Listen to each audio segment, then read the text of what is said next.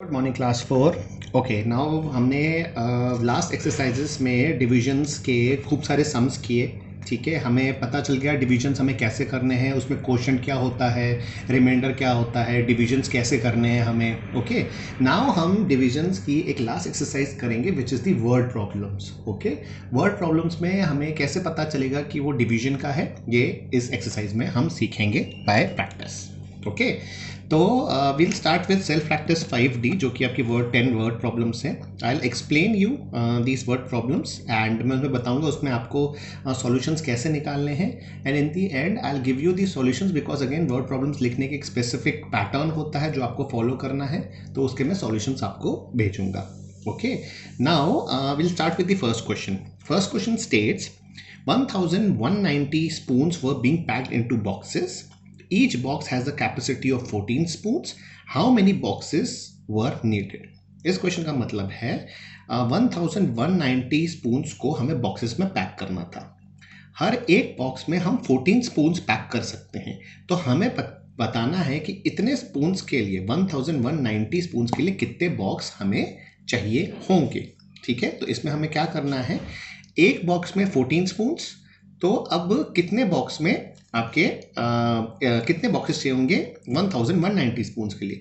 तो 1190 स्पून्स को 14 स्पून से हम डिवाइड करेंगे तो हमें नंबर ऑफ बॉक्सेस पता चल जाएंगे। ओके, इसमें मोस्ट ऑफ द क्वेश्चंस में ईच पूछा जाता है। जो एक कॉमन एक पैटर्न होता है डिवाइड के क्वेश्चंस का, उसमें ज़्यादा के बारे में बताया जाता है और एक के बारे में पूछा जाता है। तो ये ट्रिक आपको पकड़नी पड़ेगी वर्ड प्रॉब्लम्स में, ताकि आपको पता चले कि ये डिवीजन के क्वेश्चंस हैं। ठीक है, जैसे कि ये 50 pencils were distributed among 16 students, how many pencils did each child gate and how many were left.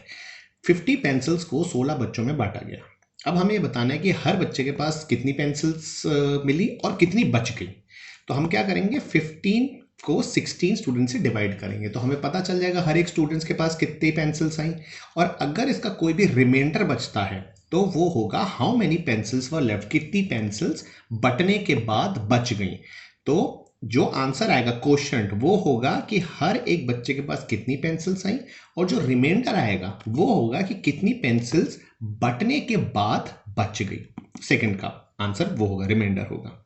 Okay, अब question number 3 states mister Patel car has travelled 770 kilometres over 22 days, how many kilometres does she travel in one day. ये तो easy है समझना, आपसे 22 days का पूरा आपको data दिया है और आपसे वन डे का पूछा है, ईच मतलब एक दिन का पूछा है, तो ये तो सिंपल डिवीजन का क्वेश्चन है। इसमें 22 डेज में 770 किलोमीटर्स गाड़ी चली, तो आप बताना है कि एक दिन में कितनी चली। तो 770 को 22 से डिवाइड करेंगे तो आपका आंसर आ जाएगा। This is easy question. Mamta had paid 2,250 rupees for 9 books. How much did he pay for each book? Again, easy division question. 9 books का बताया है और आपसे एक बुक के लिए पूछा गया है, तो सिंपल डिवीजन क्वेश्चन है। 2250 को 9 बुक से डिवाइड करेंगे तो एक बुक की आपकी प्राइस आ जाएगी। ओके, जहां पे भी ईच पूछा जाए या एक के बारे में पूछा जाए तो वो सिंपल डिवीजन का क्वेश्चन होता है, ये इजिली आप पता कर सकते हैं। Okay, coming to question number 6. Oh no, coming to question number 5, sorry. A book contained 2652 pages, 2652 pages. Aradhya said she would read 17 pages a day. How many days would it take her to read a book? अच्छा, एक book में 2652 pages थे, इतनी मोटी book थी 2652 pages की।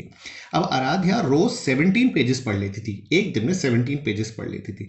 अब उसको बुक खत्म करते करते करते कितने दिन लग जाएंगे। तो टोटल नंबर ऑफ पेजेस को वन डे के पेजेस से डिवाइड करेंगे तो हमें नंबर ऑफ डेज पता चल जाएंगे। Okay, now coming to question number 12 students can sit on a bench, एक बेंच पे 12 बच्चे बैठ सकते हैं।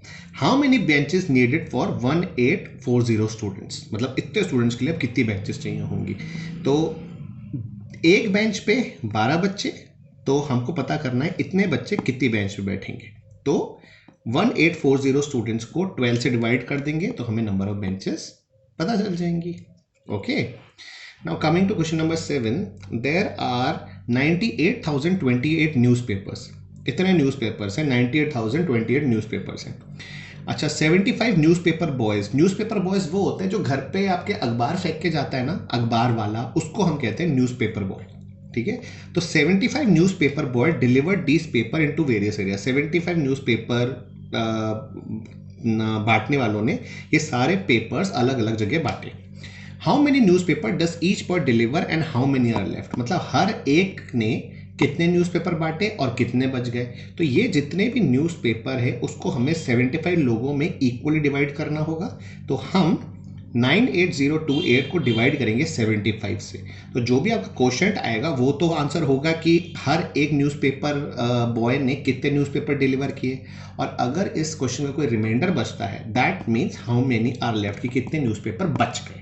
ठीक है, सेम ये वाला क्वेश्चन आपका जो सेकंड वाला क्वेश्चन था ना, सेम उसी टर्म पे ये वाला, इस पे भी पूछा गया था how many pencils are left, यहाँ पे भी पूछा गया how many newspapers are left. ठीक है, जब भी ऐसे लेफ्ट वाले क्वेश्चन आएंगे तो इसमें रिमाइंडर आएगा और रिमाइंडर सेकंड पार्ट का आंसर होता है। Okay, now coming to question number 8। A prize money of 6,633 was distributed equally among 11 players. How many did each player get? Again एक के बारे में, ज़्यादा के बारे में बताया गया है, एक के बारे में पूछा गया है। सिंपल डिवीजन क्वेश्चन है। 6633 को 11 प्लेयर से डिवाइड करेंगे तो एक प्लेयर का अमाउंट आ जाएगा। Simple. There are, question number 9, there are 30,744 apples to be packed in boxes. If each box can contain 36 apple, how many boxes are needed? Again ये सेम क्वेश्चन है first वाला। उसमें आपको क्या पूछा गया था, नंबर ऑफ स्पून्स बताए गए थे, एक बॉक्स में 14 स्पून्स, तो बताओ कितने बॉक्स चाहिए।